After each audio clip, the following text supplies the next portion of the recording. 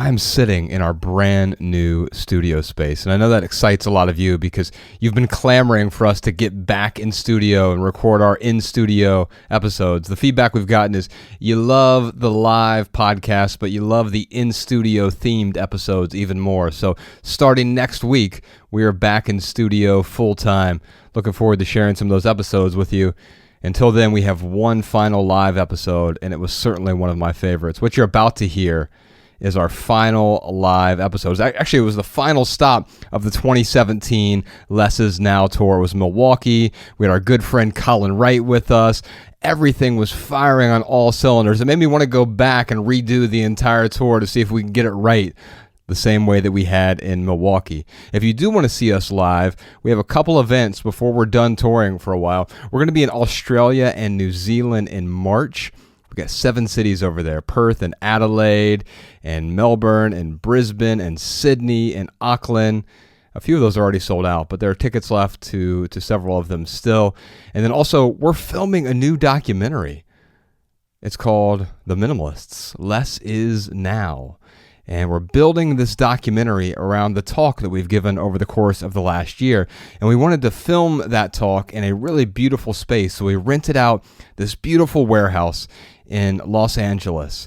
And we're inviting 600 of you. We're doing 2 events, a 3 p.m. event and a 7 p.m. event on February 10th.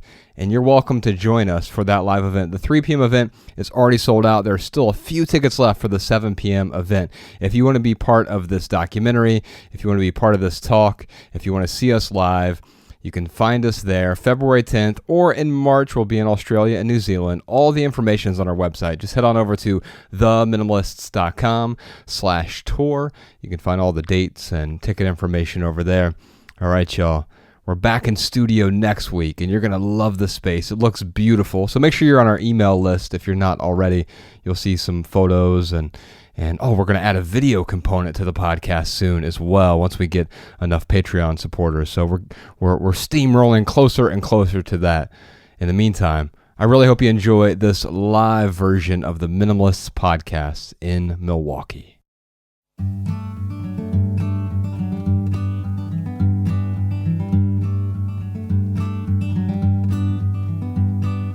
Every little thing you think that you need, every little thing you think that you need, every little thing that's just feeding your greed. Oh, I bet that you'd be fine without it.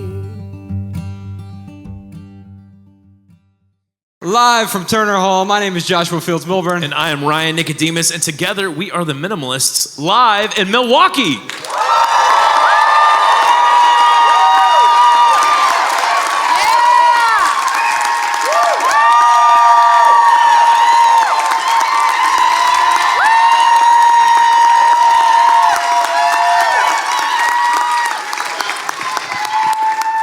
All right, nice. We love you more. You know, we're doing 50 cities this year, and this is the end of our North American tour. And our booking agent, I said, where's a great place for us to go in the winter to finish this thing? And he was like, how about Milwaukee? And I'm like, hell yeah. And now we are here, and we have an appropriate guest for tonight because this journey started for us, as you know. We started the website about 7 years ago. Actually, it'll be 7 years ago next week. It's crazy, man. And so maybe eight and a half years ago, I stumbled across this thing called minimalism, thanks to this guy. And so because of the guy we're about to bring out on stage, he's sort of the reason that we're all congregated here tonight. He is an author of 33 books, I believe now, at age 32. And wait. Why did we invite him to be on stage with us again, to outshine us? I don't know. Well, because I like being embarrassed in front of hundreds of people. Yes, He has a great podcast called Let's Know Things. He is a world traveler, a minimalist, and one of my closest friends in the world. Ladies and gentlemen, Colin Wright.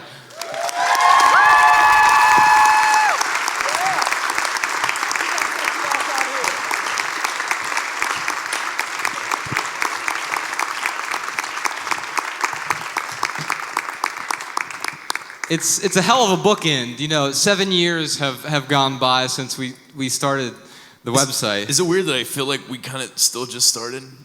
No, it's not weird at all. We were just backstage talking about this. So our very first tour was 6 years ago, and the fourth stop we were in Knoxville, and no one showed up. And as we were leaving, we're waiting and waiting. As we were leaving, 2 people walked in, and like, hey, you're the Minimalists. Damn right we are. And we sort of just had a one-on-one session for an hour with 2 people. And there's something appealing about that, and now we're really fortunate that you all are willing to show up and even pay to get in. That's really amazing. So thank you for being here. And Colin, thank you for being here. It's been a hell of a journey for us. I know minimalism isn't your main gig like it is ours, but you started a podcast recently, and the thing that I and we give you shit about it all the time because Colin is literally one of the smartest people I know, but he's also the thing that is more intriguing than just the fact that he's smart is he's really curious. And so the title of your podcast, Let's Know Things, it started just because you're like, I want to learn some stuff, and I'd like to, instead of just learning it myself selfishly, I want to share it with people. Can you talk about that a little bit? Yeah, it's interesting because we talk a whole lot about minimalism, and that's kind of the journey that gets you where you want to go. But for each and every one of us, I think there's something that we want to get to. There's a reason that you're trying to clear away stuff, the inessential stuff, and it's like minimalism is not the destination. Exactly, yeah, and of course life is a continuous journey, so that you're going to continue to iterate, but there's something probably that you have in mind that you're realizing that you're not able to do now. And for me, it was kind of like being able to sit and read a book all day and like never see anyone. And just sit there, glued to the book, and read about really obscure stuff that nobody else cares about, and then try to put it into a format in which I can make other people care about it, and share these things that I think are so interesting in a compelling way.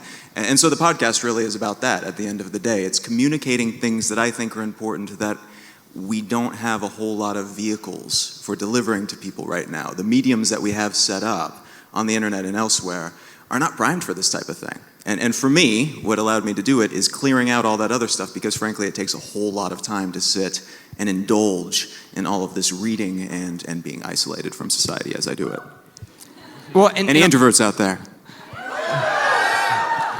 And the interesting thing is like the topics they span such a wide variety. I mean, you on one episode you might be talking about genealogy and artificial intelligence, and then the following week you're talking about sex dolls, and it's a constant journey of sort of exploring. It almost sounds cliche, but like the hidden side of you go beyond the Wikipedia page in a way. I'm glad you think that. Yeah, that's the aim. And the aim too. Like this is the interesting thing that unfortunately it's another thing that's difficult to convey using traditional modes of communication, that everything is connected. There's not really any delineation between different fields of study, and if you look close enough and deeper, you can see that root structure. And so trying to connect these diverse subsets of life, of research, of industry, of everything else, and break down the silos, that to me is a very compelling story to tell. And if you go back and listen to all the episodes, all of them kind of connect in a way too, despite the seeming disconnect between things like AI and sex dolls. There's a deep connection there, no pun intended. I'm very sorry. Now is it true that you record every episode in a loincloth? I often forget the loincloth. Ladies and gentlemen, minimalism. #minimalism. How about we answer some questions, y'all? Howdy, what's your name? Hi, I'm Carrie. I'm from Peoria, Illinois. I teach back home, and in the spring I have this really cool opportunity to do a week-long class on basically whatever I want. So I've chosen to do a week-long class on minimalism, and I have a lot of high schoolers who are actually really, really excited for this class. And my question for you is, what would you say to a group of high schoolers? What advice would you give or direction would you give them about minimalism as they're just a few years out from stepping out into the world and managing their own lives? Yeah, well, right now they're a few years out potentially from stepping into a lifelong commitment of debt. And that is terrifying. And I like to, much like your podcast, it's exploration through questioning quite often. And right now, what I would encourage anyone to do, but especially people who are in high school, it's the weirdest thing in the world. We say, all right, you're 18 now, here's 6 figures worth of debt, go figure it out. We wouldn't do that for anything else besides schooling. We wouldn't say, you know what, Ryan, you're 18 now, here's $150,000, go start a business with it.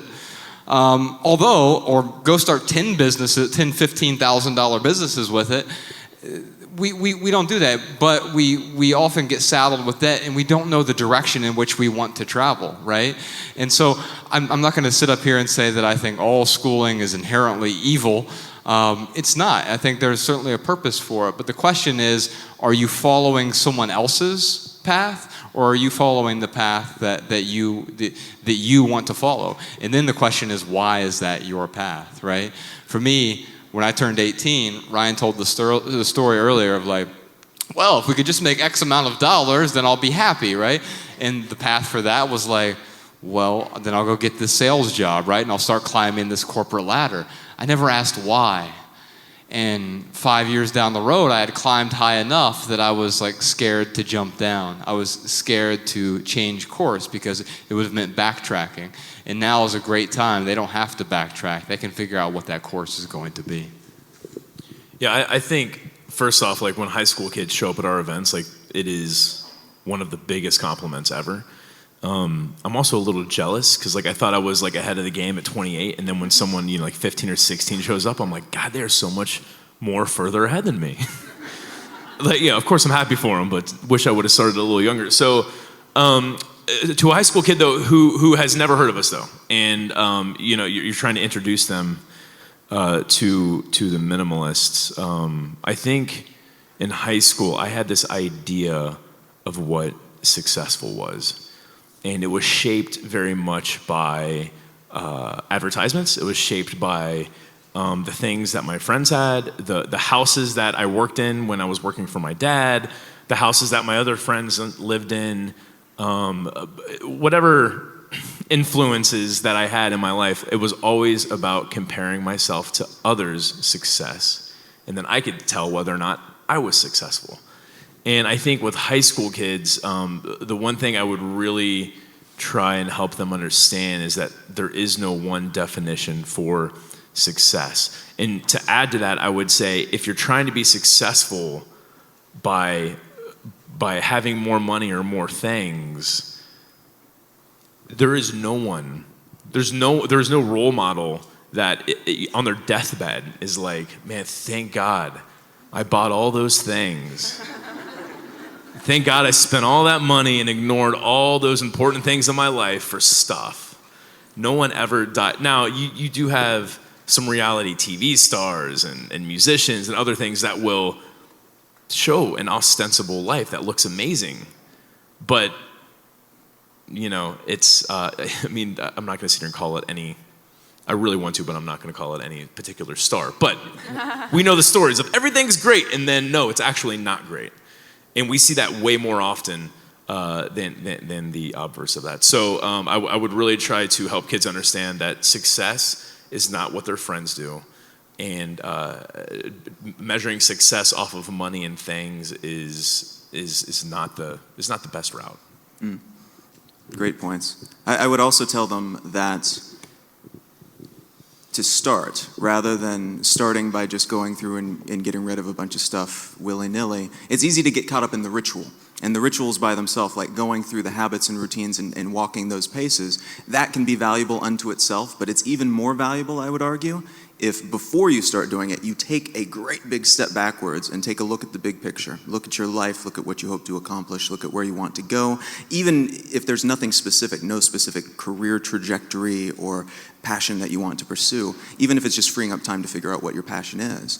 Having an idea of that first allows you to be a whole lot more particular and a whole lot more efficient in terms of what you reduce, in terms of the habits that you add into your routine as you reduce the number of negative habits that are not adding anything to your life. So taking that step backwards first, looking at the big picture, identifying which general direction you want to go, and then allowing that to guide what ritual or exercises you take on after that.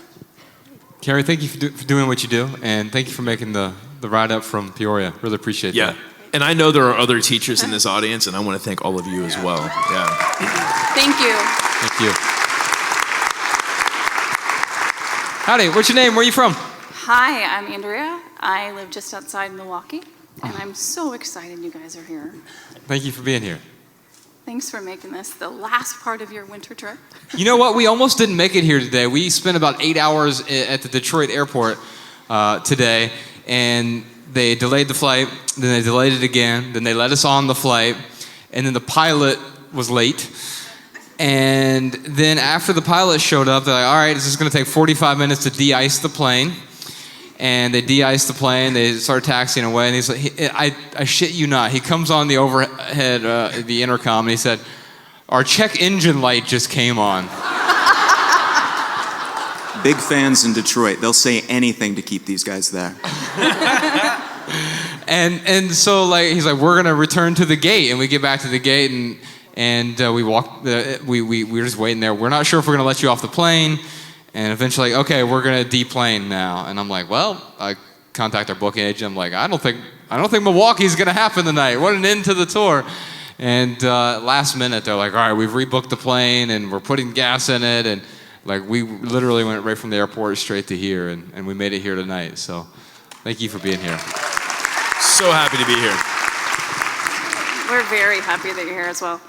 So my question, I'm curious about your typical day, week, month, and what makes now the happy life that you've dreamed of and that you've created for yourselves. What does that mean to you now, and what does that look like? My life is measurably happier than what it was, for sure. I think the biggest reason why it is happier is because I'm no longer chasing happiness. And instead, I'm living a meaningful life. And what that means for me is aligning my daily actions with what my values are. And that also means course correcting from time to time. I just wrote an essay recently about my need to say no. Like, I accidentally became busy this year. And for me, busy is the worst vulgar word in all of the English language. It's the worst four-letter word there is. And I accidentally allowed these. I said yes to a lot of things that individually were actually good things to say yes to. It wasn't nonsense. It wasn't like, well, I'm going to say yes to scrolling through Facebook for 7 hours today. It was saying yes to all of these things that independently were all really good things to say yes to. But when you stack them on top of each other, it's a couple years ago, the United Nations released their list of 163 priorities. Now, let me explain something to you. The word priority was not a plural until the 20th century. And so priority literally means the first thing. The United Nations has 163 first things. It's like a couple weeks ago, the Black Friday, and then there's Cyber Monday, and now I'm seeing all these businesses, Cyber Monday week. and it just becomes nonsense. And what I realized this year is like, oh shit, I've developed a lot of priorities. And my priorities started getting in the way of my priorities. And then I realized I had to step back, and I had to say no, because it literally made me sick.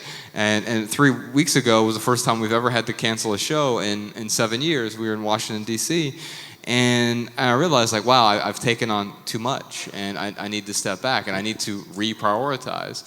And so a day in my life, actually, here's, if I had something that was shorter, this thing Jimmy Kimmel said. He said, I'm paraphrasing here, but if it's on my calendar, I don't enjoy it.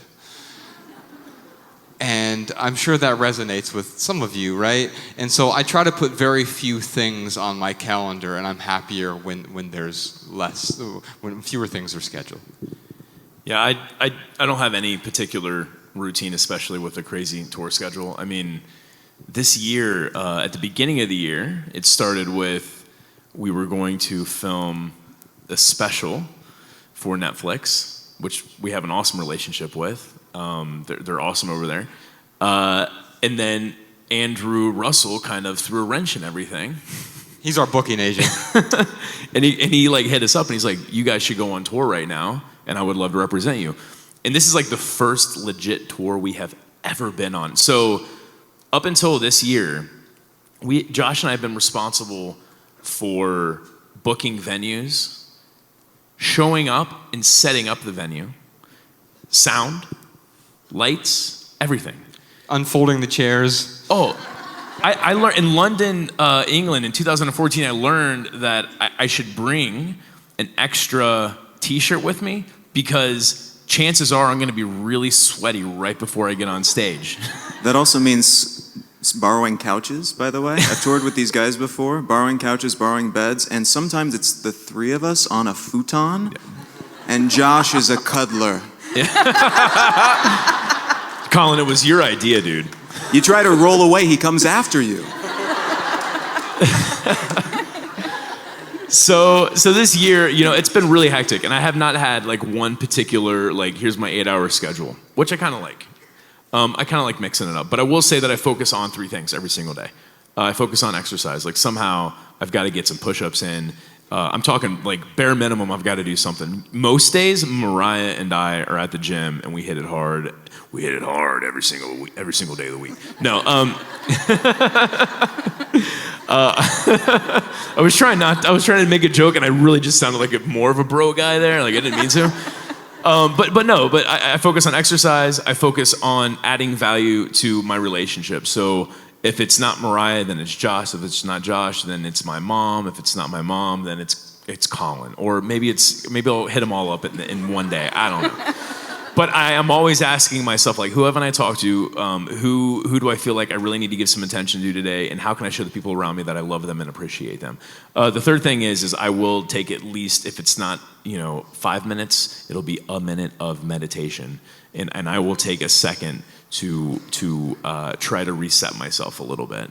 Other than that, the biggest thing for me is making sure that all of my short-term actions are in alignment with my long-term values and beliefs. So that's really where I'm focused on. So if I was to say, like, what is my routine? Like, that's really my routine. Is every day I'm focused on making the best decisions possible so I can thank my 37-year-old self, my 40-year-old self, so I can really feel good about what I've done with my time and resources. But yeah, it's not a typical routine. It's just focusing for me on those core values and really, really hitting those hard. Now, Colin, your life has changed a little bit recently, intentionally. When I first met you, it was 2009, and at the time, and up until very recently, you were traveling to a new country every 4 months, and I really admired that, but everything that he owned fit into his bag, and that was all he owned. And I'm like, wait a minute, in order to become a minimalist, you have to own 52 items? No more than that. Or you don't get your minimalist card, which is one of your items. 51 items? And so I admired him for what he was doing, but not because of the travel. I hate travel. But I realized that he was pursuing what he was passionate about. The weird thing was, though, he was traveling to a new country every 4 months, and he didn't pick the country. The people on his website, his blog is called Exile Lifestyle, by the way. It's a great blog. He's the best nonfiction writer on the internet. And I mean that sincerely. And when you take me out of the picture. And, I was waiting for it. and it was really fascinating because I was just talking to Joshua Becker about this recently, and he was saying, I saw this. I'm like, you ever think about doing that with your family? Just letting other people pick where you move every 4 months. And you ended up in some really unique places you wouldn't think about because people were voting on where to go. So you're in India 1 month, and then 4 months later you're in Iceland, and then you are in Argentina or wherever. You're all over the world. And then recently you said, you know what? Like I want to figure out like how to sort of reacclimate myself into the States. And so you ended up in the booming metropolis of Wichita, Kansas. Yeah. Wichitans? No? Not super surprised. And then recently people voted on what state you were going to go to, and it was Tennessee. And so you are currently living in Memphis, Tennessee. And so Wow. And you're at this point in your life where you're no longer like just being the peripatetic writer, and you may go back to doing that, but you actually have rituals for the first time in a long time. It's very strange, yeah. And this is how this connects to that question. Since 2009, so since I was 24, I'm 32 now, I have had to develop habits that are portable and modular, things that can be moved around and done from anywhere, regardless of the infrastructure available. I couldn't carry weights with me. I could, that would be stupid. If you use all carry-on luggage, do not carry weights. Even kettlebells are sexy, I know. Do not put one in your luggage. It's not worth it. You're going to be hauling that around a whole lot, getting more than you bargained for. But everything has to be modular and reformatable depending on your circumstances. And in some places, people wake up super early. In some places, there's going to be like the call to prayer at a certain time of day. And in some places, it's going to move a lot more slowly. There's going to be electricity all day. In some places, not so much. Didn't they make you drink vodka like for breakfast or something? Hungry. Yeah. In some places, you're drunk all day, not by your own design. Because of somebody's grandmother feeding it to you for breakfast. And so you really have to be able to roll with the punches. So for most of my 20s onward, that's how my rituals have been. So I kind of broke my rituals and habits up into chunks that I could do in about 20 minutes at a time. And so something that I've continued to do since 2009 is I take 20 minutes a day to sit quietly and do nothing. And no music, no mantras, no humming, not even like breathing exercises or anything. I've tried a bunch of different types of meditation, and they're all valuable in their own way, I think, to different people. For me, what I find works really well is sitting, staring at nothing, letting my vision blur a little bit, and just allowing my mind to unspool and just do what it's going to do and worry about stuff and get to the bottom of it, come to solutions or not. There's no goal except to take that quiet time and allow my brain to do what it's going to do. And I remember you writing about this and called it 20 Minutes of Awesome. Yeah, it's so awesome. Which is also his Tinder bio.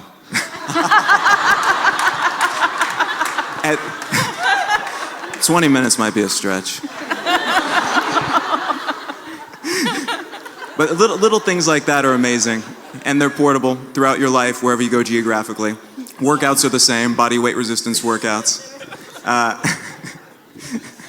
But today I've been able to take those things and segment them into a slightly different lifestyle. So no matter where life takes you and what you decide to do next, having little things like that you can take and move around your day, and that you can do with whatever equipment you happen to have at hand, nothing is totally necessary, then you're in a really, really good spot, I think, to continue to evolve, to allow yourself to evolve without getting stuck and held back in a way by maybe expensive equipment that you've purchased or reliable Wi-Fi. Maybe you want to go someplace where there isn't reliable Wi-Fi, and if one of your rituals and routines is dependent on that, then you'll be hamstrung any place that you want to go where you don't have that digital umbilical connected all the time. So no matter what equipment you have, you can have 20 minutes of awesome, is what Colin is trying to say. Do you have a copy of our book, Everything That Remains? I do not. Okay, Jess, where are you at, Jess? Ladies and gentlemen, Jessica Lynn Williams. She is the social media behind the minimalism, and she's pretty awesome, yes. She's very good. We could not do, the reason why our social media looks awesome is because Jess is a millennial and gets it. We cannot do it without her. I just don't want to feel like I'm selling you a copy of the book. So Jess will give you a copy of Everything That Remains. But it does have some stuff in there about rituals. We talk about the 20 Minute of Awesome, and there's some other things in there too I think you'll find valuable. Thank you very much. Thanks for the question. Thank you. One sec. So before we move on, if you're listening to this at home and you have a comment or tip for anyone who asked a question today, you can give us a call, 406-219-7839, or send a voice memo right from your phone to podcast@theminimalists.com. It's my favorite part of the show. At the end of the show, we air a handful of comments and tips from our listeners, which I borrow and incorporate into my own life at some point. All right, Ryan, what time is it? It is time for our hashtag Ask the Minimalists lightning round, where, we usually answer questions from social media, but Josh won't be on his phone up here while you guys are here. So we'll take the questions in line. Yeah, we're on all the socials at the Minimalists. We usually answer questions from there, but what we try to do is we just try to wrap it up with a really pithy answer that you could tweet, but because it's on the spot, we'll ramble on a bit and then we'll give you something tweetable at the end. How's that? My question is not about physical items, but instead on the emotional side. So how do you manage your emotions that you have accumulated throughout your childhood? So an example is, my family is not very close. Whenever we would do something as a family, my father's reaction would always be, if we have to, or I guess, or some similar negative reaction. So every time I would feel such guilt and feel really bad for my mom. And he could have totally been just joking around, but I took it as him being serious. So now that I'm in a serious relationship and my boyfriend does the same thing, I get excited about trying something new or doing something I've not done in a long time, and his response is the same way, which is totally fine. That's his personality, and I do not want him to change or not feel comfortable being himself around me. So, and we have talked about it, and he explains that he's joking, but I become overwhelmed with guilt and sadness every time still. So what I'm asking is, how would you go about removing those childhood emotions that are getting in the way from growing and moving forward? Also, I know that we are different than my parents, but how do you control the worry? And also, I'm aware that this is all on me. This is not my mom or dad or boyfriend's fault. I choose how I respond and how I handle situations. Wow. So is he here tonight? He is, yes. Okay. And I didn't tell him the question. Yeah. And my first thing I was going to say is, if you've talked to him about this before and he still reacts like that, that's pretty shitty of him. Well, but here's the good news, dude. You're totally off the hook because you haven't had this conversation yet. You're just not off the hook after tonight, because here's the truth. You're taking ownership, right? You know, there's like this old cliche, like if I point to Colin, like one finger's pointing at him, but three are pointing back at me, right? And you're actually pointing this back on yourself, and you're taking ownership of the situation. You're saying, how do I get rid of the guilt? But the truth is, you need him to be supportive first. And my guess is he doesn't understand those behaviors. We all have our little tics, right? And the way that we can be supportive of each other is he needs to understand that about you. You're like, hey, I have this particular insecurity, because guess what? We all have our insecurities, right? And he needs to be able to adjust his feedback, his commentary, his interactions with you accordingly. Doesn't mean that he needs to coddle you unnecessarily. That's not what you're asking for. I can tell that's not what you're asking for. What you're asking for is a little bit of understanding. And my guess is it's a serious relationship. You said your boyfriend loves you, right? yeah, absolutely. And so he wants to support you. And so what he's going to need to do is look for feedback, not criticism, because what you're seeing this as right now is criticism. You say something, he's like, if we have to, or do we have to do that? And the thing is, like, that's part of our culture, sadly, right? Most of us live remarkably unremarkable lives because we've been given this template of like we're fulfilling this sort of sitcom role of life sometimes, and we need to step back from that. And so all you're doing right now is you're asking for support, and I want to applaud you for taking ownership of the problem, but also for asking for help. And I think you need to be willing to reach out to him whenever something upsets you, and say, hey, look, like I'm trying to detach from this emotion. And I can tell you over the years, if I have one superpower in my life, it's detachment. But it took a long time to get there, and it's not an actual superpower. It's like building a muscle, right? Because when I was first approaching minimalism for me, I couldn't detach from anything. My emotions weren't even, I certainly couldn't detach from those. I couldn't even detach from the junk that was stored in my basement. I was holding on to old magazine collections just in case I wanted to go back and reference them someday. And I realized, like, well, wait a minute. I'm holding on to a bunch of stuff that isn't adding value, but guess what? A lot of the emotions that we hold on to don't add any value to our lives as well. Ooh, that's my pithy answer. We could tweet that with Jess. That's good. I just want to reiterate that your boyfriend does want to support you. That's why he's here tonight. So actually, let's give him a round of applause for supporting her.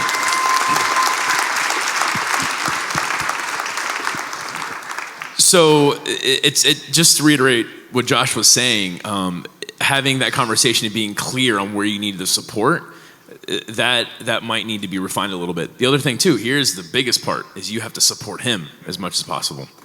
You can't just demand support and not support the other person. And I think that is where I failed mostly in my relationships. Like, I'm not going to do anything until you do something. What a horrible attitude. And it ruined a lot of my relationships. Yes, ask for the support, and then you got to support back. To answer the question, I guess like my pithy answer for like letting go of the childhood stuff. So here's how I look at my childhood. Here's my pithy answer: is our childhood, it shapes us, but once we leave the home, we get to form how we want our lives to be. And what I mean by that is when I look at I got relatives in prison, I got relatives who are hooked on heroin. It's a mess. And I'm not trying to just lay out all my dirty laundry, but I will say that it's very hard for me to be confident, honestly, when I think about all the problems that my family has going on. But what I have to tell myself is that I don't make those decisions for them. And yes, again, they helped shape who I am today, and I love who I am, so I do not regret any of my past or anything. If I could go back and change stuff and it'd be the same today, of course I would, but if I changed something, I would not be able to be the person I am today. So I appreciate all of those really crappy memories, but the other thing too is I really focus on knowing and practicing that I am not my 25-year-old self, I'm not my 15-year-old self, I'm not my 5-year-old self. Right now I strive to be the best 40-year-old self that I can be. And I think that's what keeps me moving forward. Something I would add to that too, from a slightly different angle, is that a lot of these things that they don't seem the same as biting your nails are habits that we have when we reinforce past habits in ourselves or in other people, when we criticize people automatically and are not quite sure why we did it, but it's kind of just habitual. And we recognize that later, but the moment's already passed, so there's nothing that we can do about it. But noticing is important, and recognizing when you do that to yourself, when you recognize that maybe you're reliving something that you don't need to relive because history is not destiny, or when you realize that maybe you're doing the same to somebody else, and we all have something that we do that we don't realize until a certain point in our life annoys the hell out of other people or hurts other people. And then once we do realize it, maybe we think we can't do anything about it. But picking that out and recognizing this is a bad habit and this is something that we can pluck away, it's not something about us. It's like biting your nails. Biting your nails doesn't define you. And criticizing other people or criticizing something about yourself doesn't define you either. And so allowing yourself to take that first step and recognize it, but then also deciding that every time you recognize it in the future, in yourself or in somebody else, you'll bring it up. And that might be speaking out loud to yourself, or it might be communicating incredibly clearly to somebody else in your life that this is something that doesn't fit. This doesn't fit with who you are or who they are. It's not something that's part of them. It's just biting their nails. And it's something that you can pluck away and be a more refined version of yourself rather than it taking away something that's integral. Just one other thing to point out to you is we don't get to determine how other people feel about our actions. And that's going to go both ways in your relationship, for sure. And I've messed up in the past where, like, I know I've offended someone, especially a partner of mine.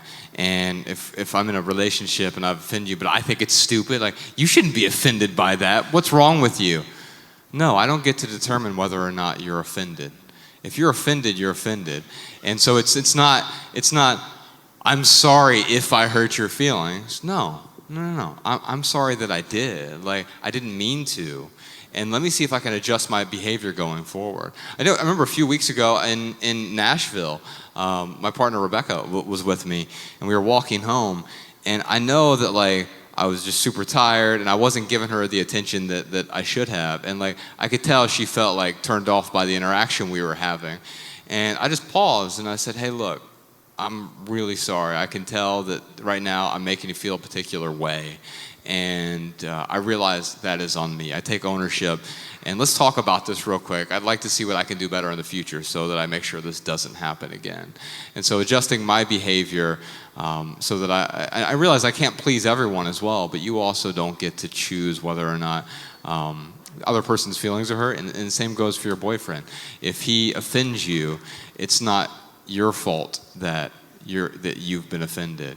It's simply that you were offended by it. And then how do you adjust your interactions going forward to help fix that? Thanks for being here. Thank you. Thank you for the question. Howdy. Hi. What's your name? Lindsay. I'm from Fort Wayne, Indiana. Oh, thanks for making the ride. Thanks. Coming up. So this is the second time I've seen you, and since I've seen you last, I've gotten rid of 70% of my personal belongings. And Wait, did you say 700%? Yes. 700. I also have 52 things. Math with is me, amazing. She went out, she I bought can't go back 7 to the times more of the hotel. stuff she had, and then got rid of it all. And I've also changed my career. So Congratulations, that is awesome. Yep. I Bravo. decided Yeah. that it was not meeting my needs for short term or long term, so I decided to change. The issue I'm having, and maybe that's not an issue, is I'm now happy and I don't really know what to do with that. That sounds so weird. I have all of this time and I'm like, My problem is I'm too happy. I don't know what to do. Well, you're welcome. Next question. Actually, we need to put that like on a book cover somewhere, right? Yeah. You're welcome. After reading this book, I'm too happy. I mean, there is actually a problem. I mean, you're not saying that you're manic, right? No. And so what you're saying is like, wow, I feel different from how I have felt in the past. And what you're doing right now is you're experiencing a new normal. But I will tell you this also: it's not all going to be ponies and rainbows, right? I mean, for those of you who saw the thing I wrote recently about saying no, is like I have approached a crash recently, and I'm course correcting as a result. And so there will still be new problems. Here's the good news, though. That's not bad news. It's actually good news, because they're better problems, and you're improving your problems. What we're not doing is we're not putting oil all over the road to create no friction whatsoever. You want a little bit of friction. That's how you get traction. That's how you move forward. That's how you grow. And so I think where you're at right now, you may be in a spot that you're like, wow, this is feeling great, but in time that's going to become comfortable. It's going to go from a 10 to an 8 to a 6, and all of a sudden you're like, okay, this is still pretty good, and I don't want to give it up. Put yourself in a situation of discomfort, and that is the place from which you will grow. That's my pithy answer, Jess, wherever you are. Man, I could give you a pill right now, and it could make you... Yeah, he could. This is that kind of event. This is a figurative pill. But there are these pills out there. But I could give you a pill right now, and it would make you feel like however happy you are right now would make you happier. Okay? So here is, let's think about an X, Y graph. This is For gonna those be of you at home, he's think of a graph. Think of math class. So X, yes, think of math class. Think of graphing. No, but think about like X being time and Y being the level of happiness. So right now, today, this moment, I'm going to put you here. And then tomorrow, that pill is going to keep you there. And it's going to keep you there the third day. And so on and so forth. What happens is that because of our silly human brains, this becomes normal. And that becomes the new X. And I'm saying this because we have this really just crazy like saying in the Western world of, if you find something you love to do, you don't ever work a day in your life. Yeah. And it's bullshit. Like, it really is. Now, I'm not saying, there's probably someone here, or if not, there's someone in the world, many people in the world, who can say that. There is always going to be an exception to a rule. Those are exceptions to the rule. By and large, I feel like that is not a reasonable expectation for every single one of us sitting in this room. So for me, happiness is not the point anymore. Happiness is a beautiful byproduct of what I do, trying to live a meaningful life. And that is really what I focus on. So if I had to guess where you're at right now, I'd say that you're bored. You're happy, but you're bored. And that's okay. But the way you got happy is you took so much action to get there. And you had a goal, and you got there, and you decluttered, and great, and now you have made room for something else. You do have to figure out what that something else is. There is something else there, but you've got to be able to determine what that is. If I had to give like the pithy answer, it would be sitting around and doing nothing while you're happy will always lead to you being unhappy. Does that make sense? Very much so.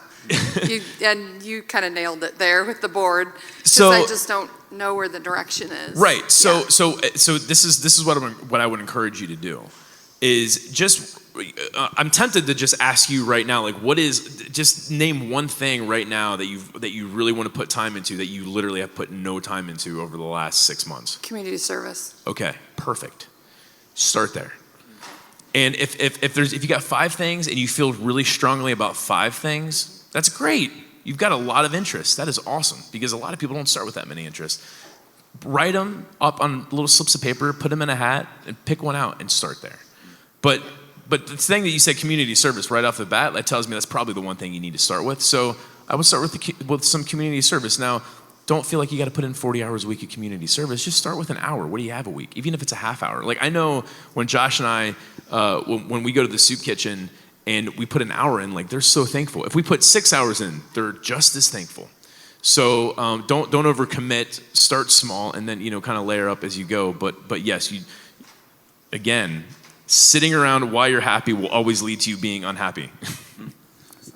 A mental model that helps me with this, because I dealt with the same thing, particularly back in 2009 when I went from working like 100 hours a week running a branding studio in LA to suddenly having essentially 24 hours a day to spend doing whatever, which is a really crazy shift. And there are moments where you're like, I am wasting my time. I once had goals, I had purpose, I had stuff to do.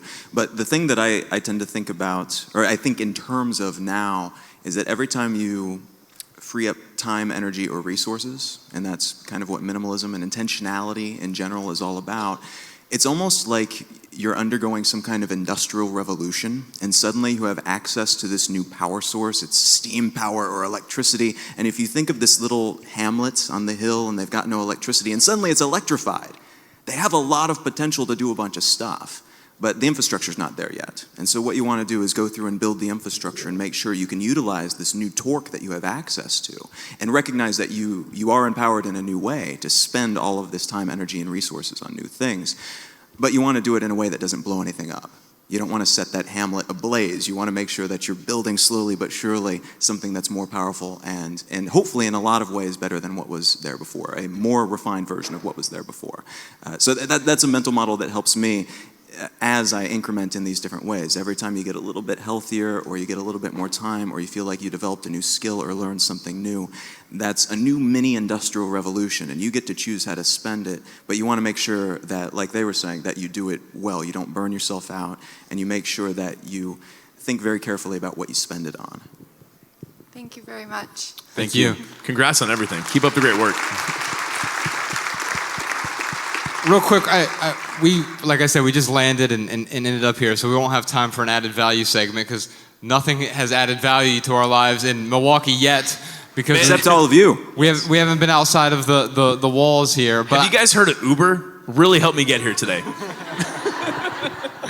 But I do want to say this venue is one of my favorites, and I'll tell you the reason why is when we got here, they're like, oh yeah, we have a coffee shop and a barista downstairs. I'm like, that's pretty cool, a venue with a coffee shop. No, like they set up just for their performers. They have a coffee shop that's functioning downstairs, and it's Collectivo Coffee, which is my favorite spot in Milwaukee.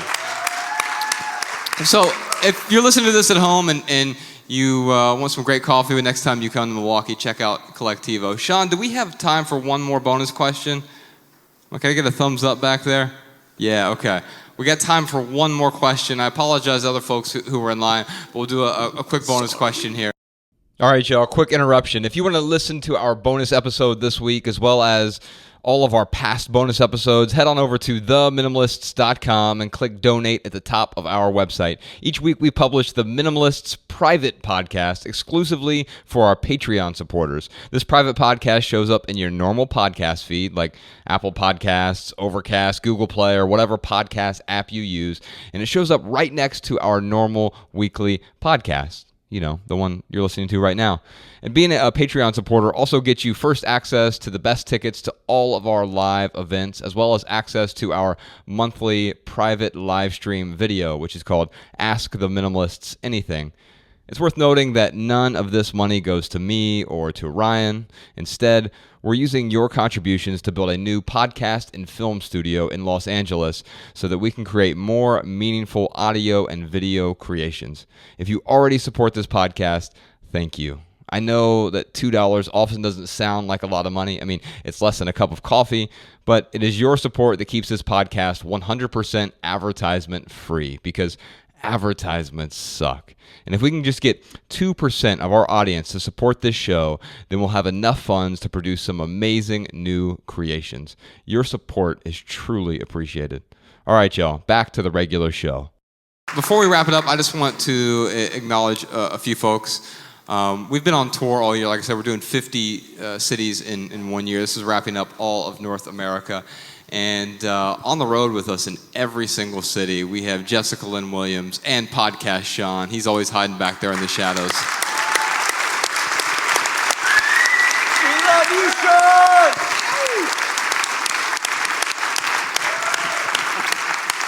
And speaking of added value, they've added immense value to our lives. They spend time away from their friends and family, and Sean has 17 kids, I think. No, he does have 3 kids though, and he's often on the road with us for long stretches of time, and we're grateful for that. And Jess, she leaves her husband for sometimes a week at a time to be on the road with us, and we're really grateful that you decided to spend your time with us. Thank you so much. And my partner Rebecca, she went to school in Madison, and she told me to end the tour by saying "Go Badgers."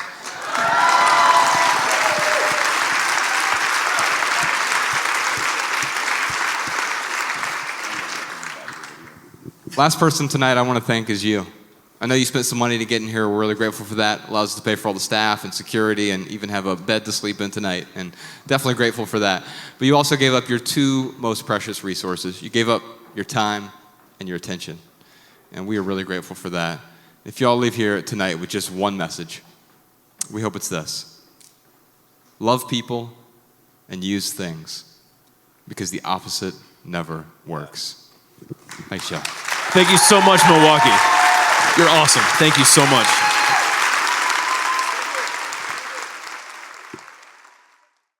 Hello, I'm Lari from Brazil, and this is for the lady who asked about minimizing beauty products on episode 116, Resonate. First, don't let social media like Pinterest and Instagram compel you to consume. It's easy to mistake inspiration with comparison.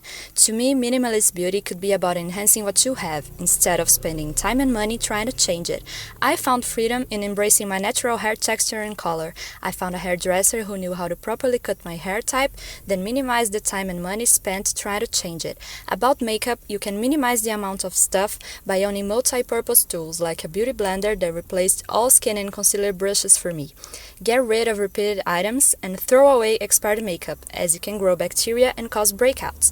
And don't feel bad if you paid a lot for something and need to toss it. If buying an item made you happy, it already served its purpose.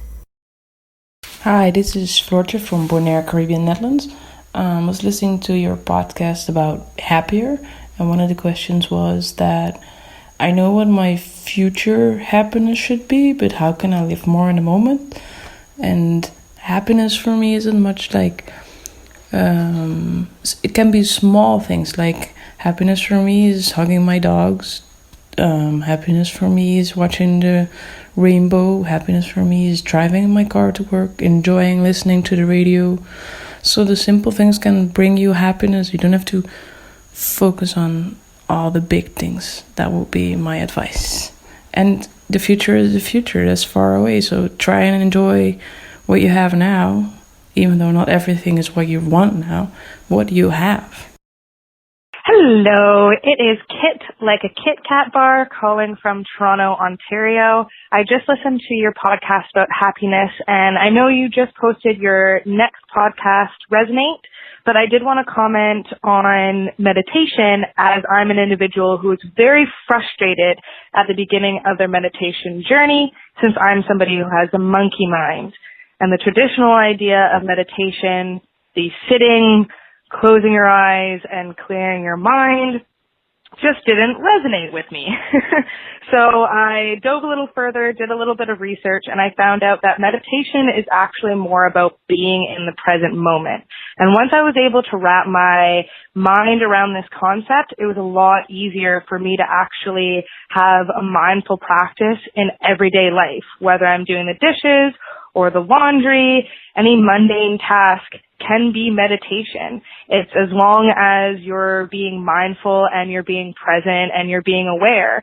So keep in mind that individuals who are maybe frustrated with the traditional idea of meditation, you can actually meditate when you're dancing, when you're going to the gym, a walk in the park, or even when you're watching TV. It can really be anything that you enjoy as long as you're present and in the moment. So I just thought that'd be a helpful tip for anybody else who is frustrated out there, and to just keep that all in mind.